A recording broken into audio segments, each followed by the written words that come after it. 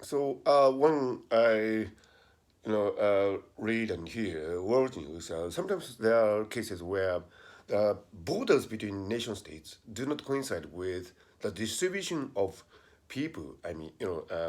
Some ethnic groups sometimes distributed, scattered all over the place, and there is border which is artificial. So a particular ethnic group might be separated. That's because national borders are totally ad hoc. I mean, it's artificial, so it's not something natural. And in nature, ethnic groups they are scattered and they tend to overlap. So of course there is inconsistency between the national borders and the distribution of ethnic groups, and this sometimes leads to conflict, like we are seeing in Armenia and Azerbaijan case. The difference between the actual distribution of ethnic groups and national borders.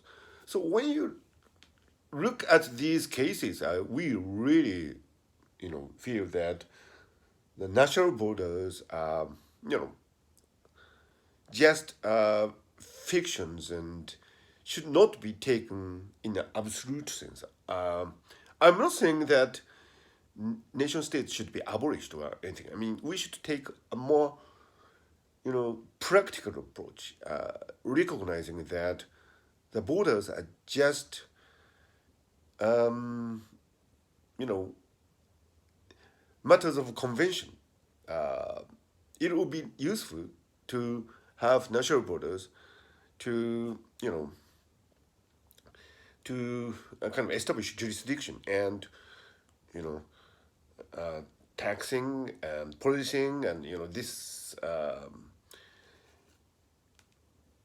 domain of responsibility of governments and so on. So of course, national borders have served practical purposes, but on the other hand, um, you you really have these cases of separation of ethnic groups over national borders, and you should really treat these people kindly and carefully.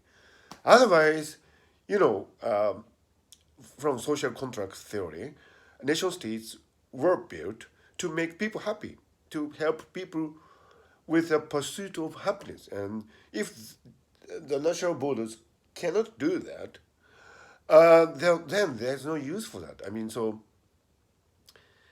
I think we humans need to update our cognitive maps and you know course of actions to deal with national borders in a way more fitting to this century and our elevated sense of human rights and freedom.